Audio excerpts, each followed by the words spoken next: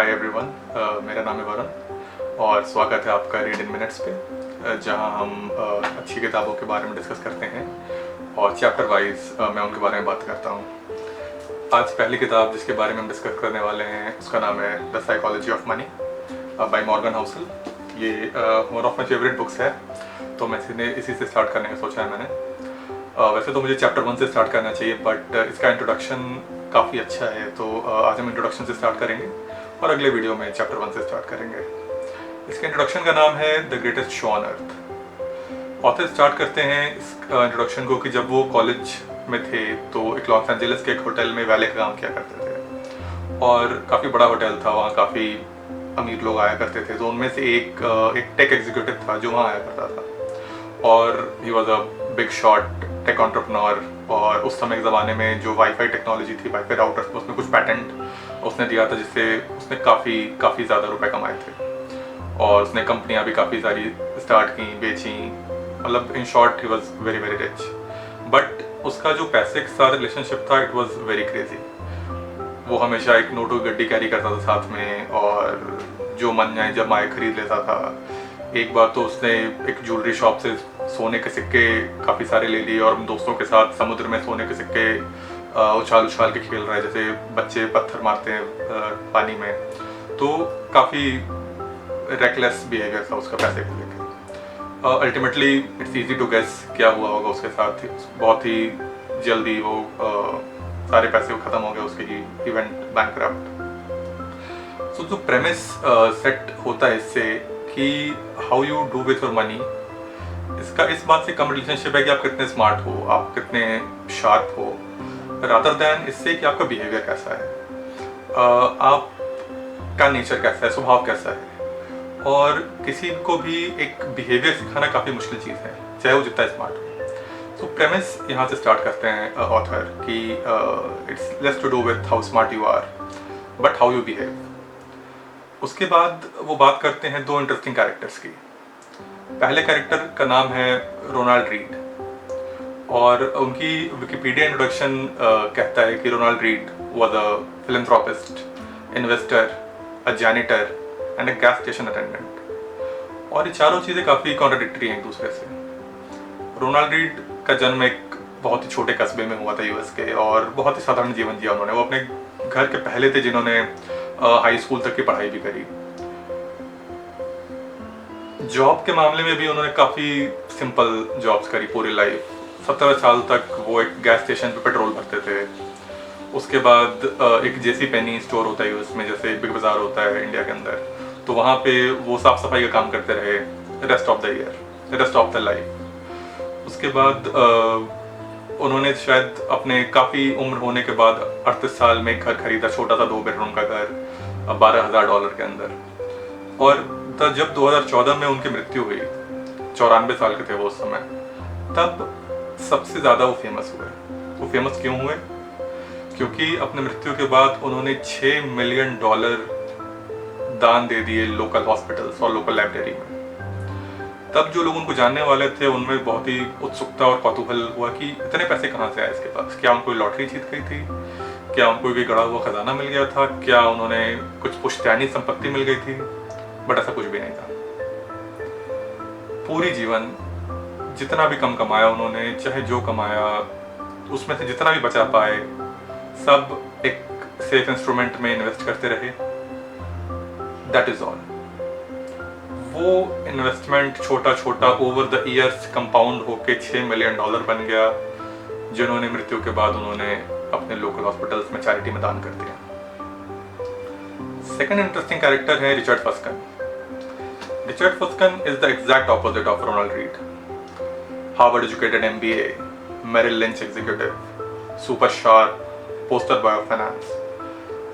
Everybody was in the awe of him in his prime. Even Merrill के CEO ने उन्हें कहा था कि he is one of the smartest that Merrill has ever seen. 40 under 40 का Forbes में इनाम, like all the shebangs.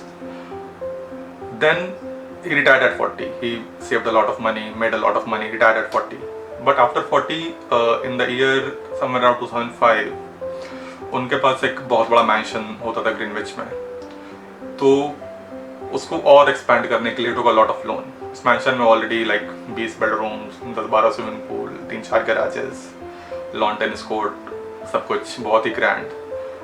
उसके लिए और लोन ले लिया that he wanted to further expand it. Then in 2008 the crisis hit and everything went down.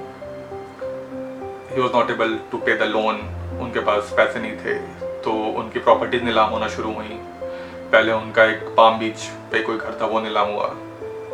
और around the same time जो हमारे पहले कैरेक्टर थे रोनाल्ड रीड ने जब सारा दान दिया, उसके सिर्फ 5 महीने बाद इनका वो वाला मैंशन, ग्रीनविच वाला मैंशन, अपने एक्चुअल प्राइस के 25% प्राइस पे नीलाम हो गया, क्योंकि उस समय इनके पास रुपए थे बैंक को देने के लिए और उसकी एक्चुअल वैल्यूएशन नहीं थी, क्योंकि फाइनेंशियल मार्केट हिट हो गए थे। नाउ इन दोनों में स्टार्क डिफरेंस सिर्फ ये था कि एक में धैर्य था, पेशेंस था, और दूसरे में लालच था। अब ऑथर का ये पॉइंट नहीं है कि everybody should be like the first character, या सेकंड जो हमारे रिचर्ड फस्कन थे उन्होंने सारे डिसीजन गर्ल्स ली लाइफ में। मेन ये थीम है कि ये सिर्फ फाइनेंस में हो सकता है। किसी और डिसिप्लिन की अगर हम बात करें, अगर हम इंजीनियरिंग की बात करें, तो it is very very difficult कि अगर किसी ने इंजीनियरिंग की पढ़ाई करी है 4 साल, उसने 10 साल किसी टॉप इंजीनियरिंग फर्म में काम करा है, और फिर वो अपने उस नॉलेज के बेसिस पे कोई डिज़ाइन बनाए, और अगर किसी ने कोई पढ़ाई नहीं की है तो वो उसका डिज़ाइन नहीं बना सकता है। या अगर हम सर्जरी की बात करें, अगर कोई एक्सपीरियंस हार्ट सर्जन है, वो जो हार्ट सर्जरी कर सकता है, जो डॉक्टर नहीं है वो नहीं कर सकता। बट फाइनेंस में ऐसा नहीं है। जिसने हार्वर्ड से MBA करा था, मैरिलैंड जैसे बड़े फाइनेंशियल फर्म में काम करा था, how could he make bad financial decision उसके कंपैरिजन जिसने कोई एजुकेशन नहीं थी, कोई एक्सपीरियंस नहीं था। अब ऑथर बोलते हैं इसके 2 मेन कारण हैं। पहला है लक, जिसके बारे में और डिटेल में बात होती है इस बुक में आगे, कि लक बहुत बड़ा फैक्टर है जो आपके टैलेंट और स्किल को बीट कर सकता है अगर आपका लक खराब है। और दूसरी ज़्यादा इम्पॉर्टेंट चीज़ है हाउ यू बिहेव। आपका नेचर कैसे आपको डिसीजन लेने पे ड्राइव करता है। और तभी ऑथर कहते हैं कि it is called a psychology of money, क्योंकि ऑफ कोर्स फाइनेंस के फील्ड को बहुत ज़्यादा मैथमेटिकली प्रोजेक्ट किया जाता है कि there are thumb rules about everything, कि कार का प्राइस आपके एनुअल इनकम के 50% ज़्यादा नहीं होना चाहिए, आपके 40% सेविंग्स में जानी चाहिए, buying versus renting a house. So there are lot of thumb rules, lot of matrices जो हमें बताए जाते हैं कि you follow this and your life will be set. But ये नहीं बताया जाता है कि इवन डिस्पाइट वो सब जानते हुए भी जो हम एक्ट करते हैं वो हमारे बिहेवियर से ड्राइव होता है रादर देन हमारे नॉलेज से। लास्ट पॉइंट जो ऑथर बताते हैं इस इंट्रोडक्शन के अंदर, वो होता है कि 2 चीज़ें काफ़ी महत्व रखती हैं इंसान के लाइफ में, हमेशा से रखती हैं। एक है हेल्थ और एक है मनी। और अगर हम हेल्थ की बात करें, हेल्थ केयर हो गया या मेडिसिन टेक्नोलॉजी हो गई या सर्जरी हो गई, तो over the course of last 50 years 100 years इसमें काफ़ी तरक्की हुई है। जो बीमारियां आज से 20 साल पहले जिसका कोई इलाज नहीं था या जो बहुत महंगी थी, आज या तो वो इरेडिकेट हो चुकी हैं या बहुत ही आसानी से उसका इलाज हो जाता है। तो टेक्नोलॉजी और एडवांसमेंट के थ्रू हम इसमें आगे बढ़ रहे हैं। सिमिलरली बाकी चीज़ों में भी ट्रायल एंड एरर के through we have gotten better at farming, we have gotten better at engineering. काफ़ी चीज़ों में हमने काफ़ी तरक्की कर लिया है। सेम विथ फाइनेंस, मनी के साथ भी काफ़ी सारे नुआंस्ड टूल्स, टेक्निक्स, एनालिसिस आ गए हैं। बट आज हम ये कॉन्फिडेंटली नहीं कह सकते हैं कि आज इन्वेस्टर्स मनी लूज नहीं कर रहे हैं, या क्या एवरेज सक्सेस रेट सिग्निफिकेंटली बढ़ गया है लोगों का पैसे इन्वेस्ट करने का। नहीं। और इसका मेन रीज़न ये नहीं है कि टेक्नोलॉजिकली एडवांस नहीं हुआ है।